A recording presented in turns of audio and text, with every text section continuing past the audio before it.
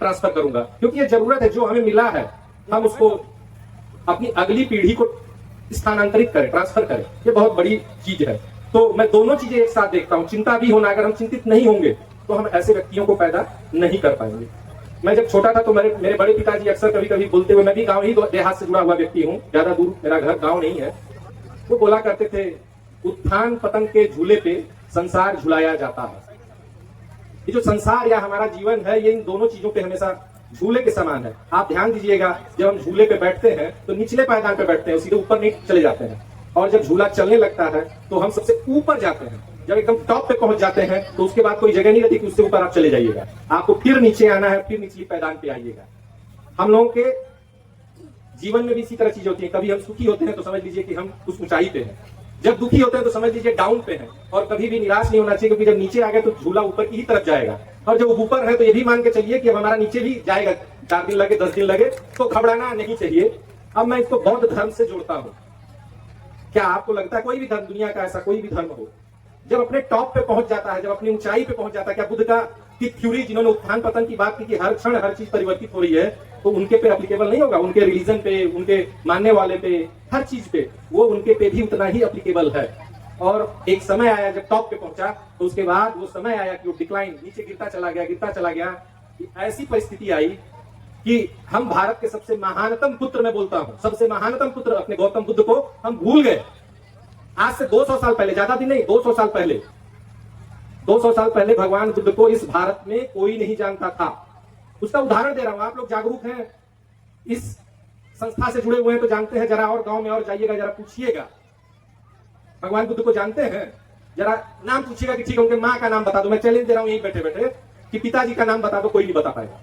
मैं नाम नहीं लेना चाहता यहाँ किसी अन्य धर्म या उनकी कहानियों पे, लेकिन आप इशारा दे रहा हूं, समझ जाइएगा कि पूछिएगा कि उनके पिताजी का नाम क्या है, तुरंत बता देंगे। उनके माताजी का क्या नाम है, तुरंत बता देंगे। बुद्ध की क्या गलती थी भाई कि बुद्ध जैसे महापुरुष को, एक महान बेटे को यहाँ इस अपनी ही जन्मभूमि से बिसरा दिया गया, भुला दिया गया। उनके माँ बाप का नाम मैं गारंटी दे रहा हूं यहाँ के बैठे लोग जानते होंगे, लेकिन चले जाइएगा अन्य गांव में पूछ के सर्वे कर लीजिएगा। वो एक सज्जा के सामान के रूप में, आप अगर बुद्ध की मूर्ति भी लगाएंगे तो ऐसे ड्राइंग रूम में लगाएंगे, पूजने वाली जगह पे आपको नहीं दिखेंगे। मैं नहीं कहता कि कौन पूजे नहीं पूजे, ये मेरा मैटर नहीं है, बस मैं उस तरफ इंगित करता हूं कि ऐसे महान पुरुष को, जिसने सर्वप्रथम आपको प्रश्न करना सिखाया, जिसने सर्वप्रथम कर्म के आधार पर बराबरी की बात की, वो विस्मृत हो जाता है हमारे भारत से।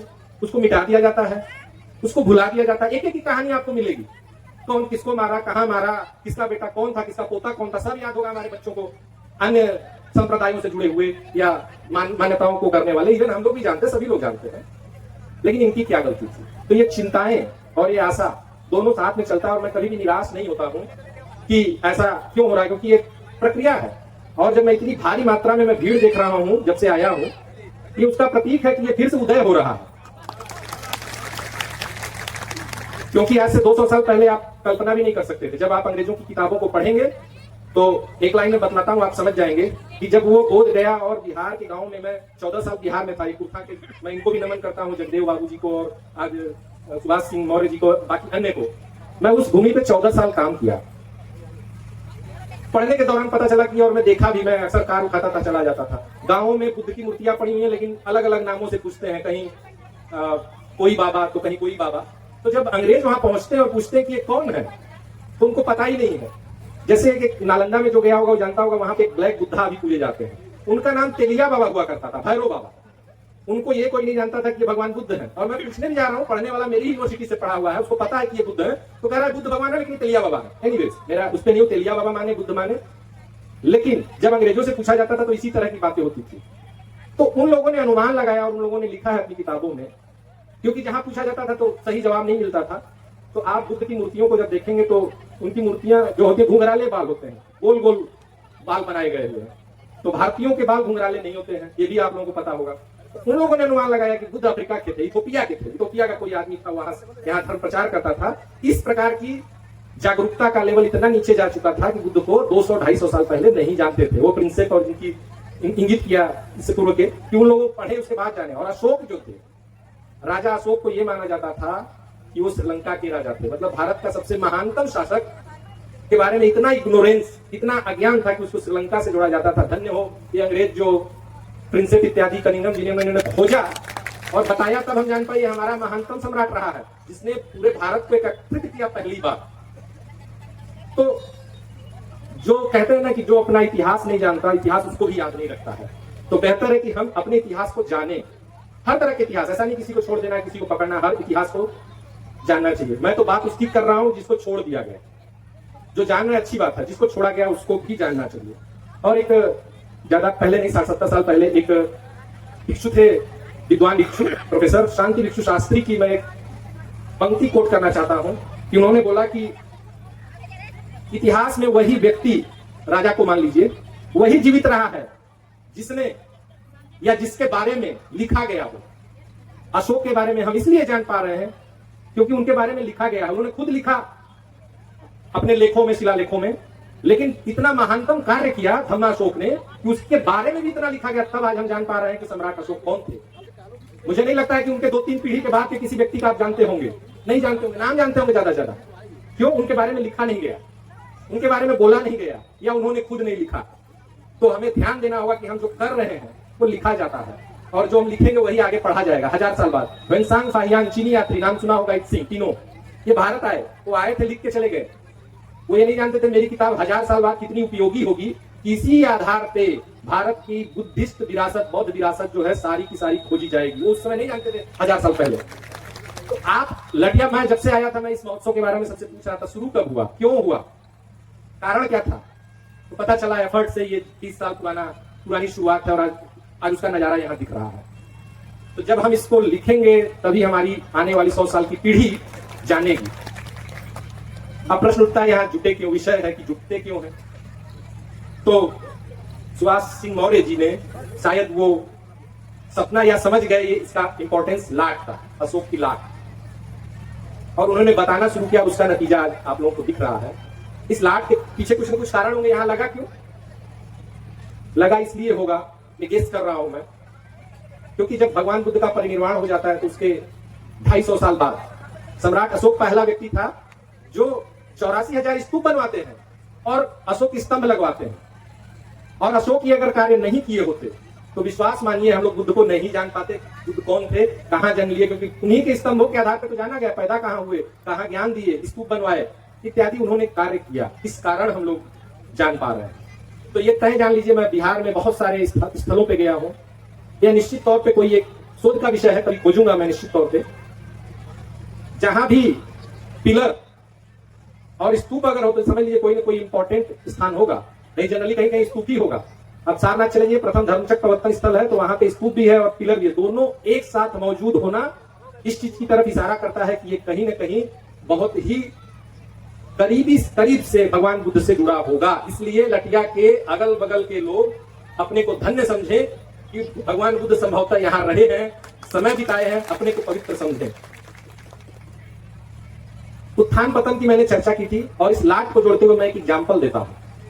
मैं आते ही पहले चीजें मैं बोला कि पूछना शुरू किया इस लाट के बारे में, तो पता चला कि आज से 30-40 साल पहले तक इसको गुलिया माई कहा जाता था। आप देखिए कि जब ये स्तूप और ये पिलर जब बना होगा तो इसको सब यही जानता होगा 2300 साल पहले कि ये अशोक का स्तंभ है। धीरे धीरे पतन के ऐसे कगार पे पहुंचा कि लोग नाम भूल गए होंगे, कोई बोल दिया होगा, कोई पूछा होगा कि कौन बाबा है, तो बोले गुलिया माई, तो गुलिया माई हुई। फिर लेकिन देखिए अब जागरूकता बढ़ी पतन से ऊपर जाने की, तो आज फिर हम लोग जानने लगे कि ये अशोक स्तंभ है। एक दो और एग्जाम्पल देता हूं बिहार के, लौरिया नंदनगढ़ है। जैसे यहाँ पे बोलते हैं गुल्ली किसी आला उदल या किसी की बताई जा रही थी कि मारी गई, यहाँ आके गड़ गई, तो अशोक वो जिस किसी की गुल्ली उसको माना जाता था, उसी टाइप का एक एग्जाम्पल दो जगह मैं एक ही का देकर छोड़ रहा हूँ, ज्यादा समय नहीं लूंगा।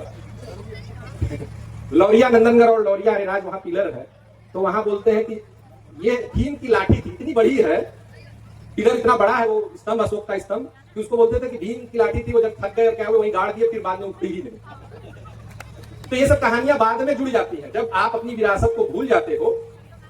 ये मानवीय स्वभाव है, आप मानिए ना मानिए, मैं तो मानता हूं कि आपके अगल बगल घर के बगल में थोड़ी थोड़ी जमीन बची रहेगी, आपके हिस्से की शायद नहीं है और कोई क्लेम करने वाला नहीं है, तो मान के चलिए कि फूल पत्ती आप लगाना शुरू कर दीजिएगा।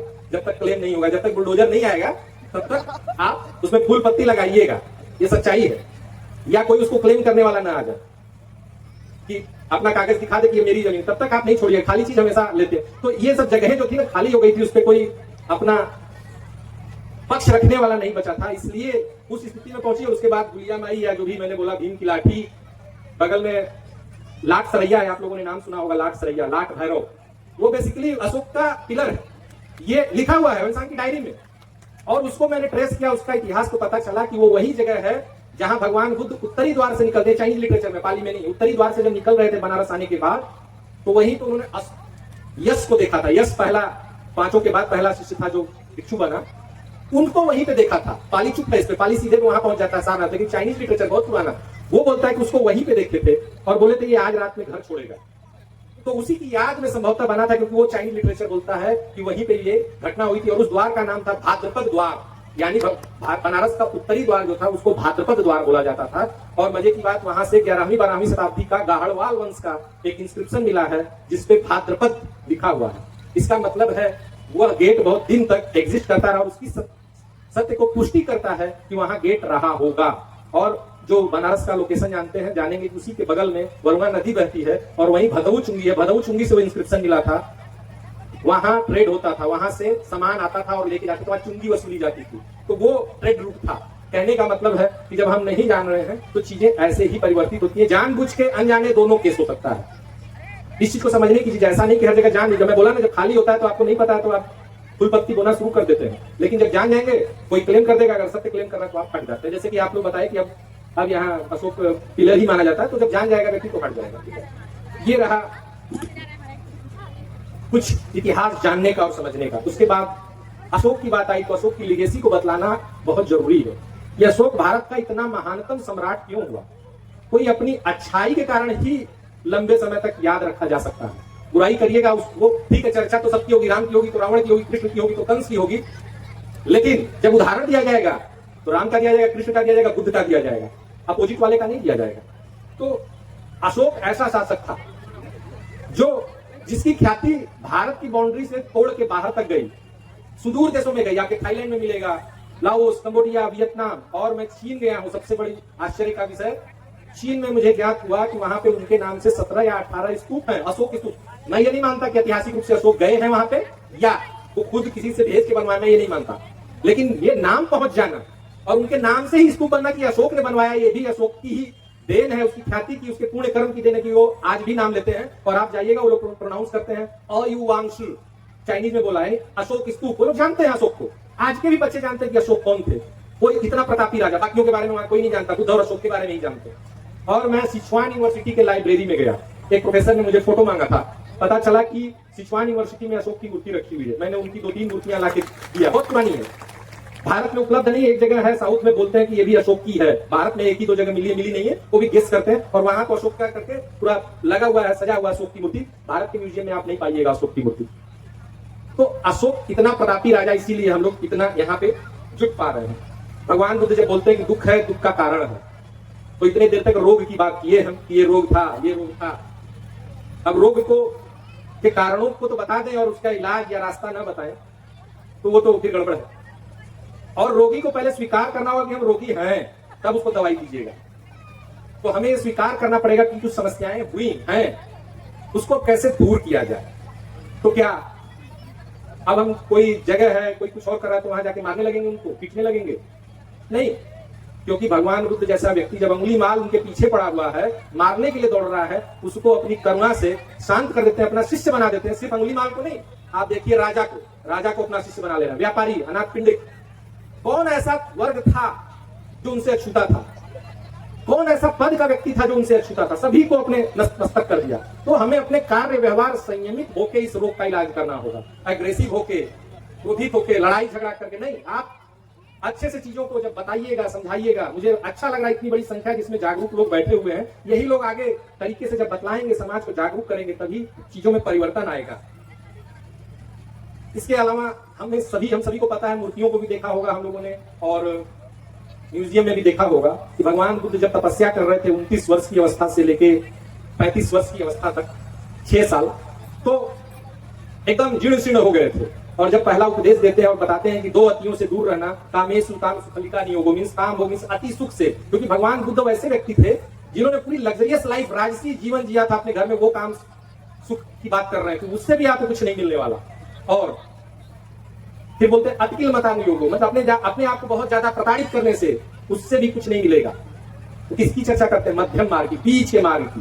क्योंकि यहाँ पे बड़ी संख्या में भाई गांव देहातों से लोग आए हुए लोग हैं, और ज्यादातर लोगों ने बड़े ही सरल शब्दों में, हम तो प्रोफेसर हैं, कुछ उल्टा पुल्टा शब्द ऐसे न समझ में आए, तो मैं एक सरल उपमा देता हूं। क्यों मध्यम मार्ग बड़ा आवश्यक हो जाता है, क्यों दोनों अतियां दूर रहने की बात है। आप हमको ये बताओ, जब आपकी हड्डी टूटती है, आप कहीं जा रहे हैं और आपका एक्सीडेंट होता है, तो हड्डी टूटती है कि मांस फटता है? ज्यादातर लोगों का जवाब होगा कि हड्डी ही टूटती है। आप देखिएगा, हड्डी टूटेगी, मांस छोड़ता नहीं है, उसी पे पड़ा रहता है। हड्डी अंदर से पूरा हो सकता है 2 टुकड़े हो गई हो, लेकिन मांस नहीं छोड़ता है। ये इसका उदाहरण है कि जितना आप खड़े रहिएगा, टूटने की संभावना उतनी ही रहेगी। जितना लचीले रहिएगा, वो जब हड्डी टूटी तो लचीलापन लेके आ गया और बचा लिया आपको उसको। तो हमें इन दो, अब इसका मतलब ये भी नहीं होता कि आप कड़क ही नहीं हुई अपनी चीज। बोले हैं ना, एक संस्कृत में श्लोक है, मुझे याद नहीं आ रहा, लेकिन उसका भावार्थ समझा दे रहे हैं कि जाओ जंगल में देखो, जो जो जंगल में पेड़ खड़े थे तने होके, बड़े बड़े बड़े पेड़, जब हवा का चक्रवात आता है तो सब उखड़ के नीचे गिर जाते हैं। लेकिन जो झाड़ियां होती हैं, घास होते हैं, क्या होता है? हवा के साथ नीचे लपेट के गिर जाते हैं, फिर अगले दिन जब फिर खड़ा हो जाते हैं। तो ये मध्य मतलब खड़ा होना और मध्य मार्ग अपनाना, ये दोनों कलाओं को जानना चाहिए। क्योंकि कोई भी चीज ऐसा नहीं कि खड़ा होना बेकार ही हो जाती है। अगर हम थोड़ा रिजिड नहीं होते तो शायद थेरवाद बुद्धिज्म नहीं बचता। वो दृढ़ हुए कि नहीं, हमको यही बचाना है, जो भगवान बुद्ध का वचन है उसमें एक लाइन चेंज नहीं करेंगे, तो वो बुद्धिज्म को वो बचाया। दूसरी तरफ महायान बुद्धिज्म, जो उसमें लिबर्टी थी, तो वो और बढ़ा। तो हर तरह के लोगों को हमको लेके चलना पड़ेगा। बस एक लाइन के साथ, 1-2 मिनट के साथ मैं अपनी बातों को समाप्त करूंगा कि कैसे आखिर में ये कार्य संपूर्ण पूरा होगा। तो कहते हैं कि अपने साथ जोड़िए, जितना बड़ा हो सके उसको जोड़िए। आपने सुना होगा, कबीरदास ने शायद कहा है, मैं भूल रहा हूं, शायद कबीरदास ने कहा है कि बड़ा हुआ तो क्या हुआ, जैसे पेड़ खजूर, पंथी को छाया नहीं, फल लागे अति दूर। अर्थ यह है कि आप बहुत बड़े हो गए, आपने एक संस्था बना ली, एक पूरा लंबी बना ली। आशा यह है कि जो छाया खोज रहा है गर्मी के मौसम में, तो ताड़ का पेड़ उसको क्या लाभ देगा? क्योंकि उसके पास तो छाया भी नहीं मिलती है, इतनी ऊंचाई पे उसकी छाया नीचे आती है कि छाया ही नहीं बचती है, और फल भी इतना दूर लगता है कि लेने जाएगा तो वो मरने का खतरा रहेगा। अब इसका मतलब फिर ये नहीं हुआ कि ताड़ का वृक्ष अनुपयोगी है, कुछ मिलता ही नहीं। मिलता है। ये उपमा देने के लिए, समझने के लिए है कि वो नहीं बनना है। जब हम ऐसे कार्यों को लेके आगे बढ़ते हैं, धर्म के कार्यों को आगे लेके बढ़ते हैं, तो ताड़ का वृक्ष नहीं बनना है, बल्कि बरगद का वृक्ष बनना है, जिसमें जितनी ही शाखाएं बढ़ती हैं। एक वृक्ष तभी बड़ा होता है जब उसमें अलग अलग शाखाएं फूटती हैं। ये सीधा जाता है ताड़ का वृक्ष, एक भी शाखा नहीं निकलती है। तो जितनी शाखाओं को आप जोड़िएगा, जिनको पता होगा बॉटनिकल गार्डन कलकत्ता में लगभग आधा किलोमीटर या 1 किलोमीटर में पूरा रेंज में बरगद का वृक्ष फैला है। क्यों फैला है? क्योंकि उसकी उतनी शाखाएं, सैकड़ों हजारों शाखाएं निकली हैं, इसलिए बड़ा वृक्ष निकला है। और उसके नीचे हजारों लोग छाया प्राप्त करते हैं, कर सकते हैं। तो आप अपने वृक्ष को, अशोक सम्राट अशोक क्लब को जितना ही, मतलब ये नहीं कि दूसरे क्लब को जोड़िए, आदमियों को जोड़िए, अलग अलग लोगों को, अलग अलग भांति भांति के लोगों को, यहाँ पे अलग अलग देशों के लोग हैं। जितनी ही शाखाएं विकसित करिएगा, उतने ही लोग और बढ़ते जाएंगे, दिखते जाएंगे, और आपका धर्म का कार्य आगे बढ़ेगा। इसी वचन के साथ मैं पुनः आयोजक मंडल को और सभी श्रोतागण को, चूंकि इतने देर तक मुझे सुने, मैं आप सभी लोगों को बहुत बहुत धन्यवाद देता हूं। और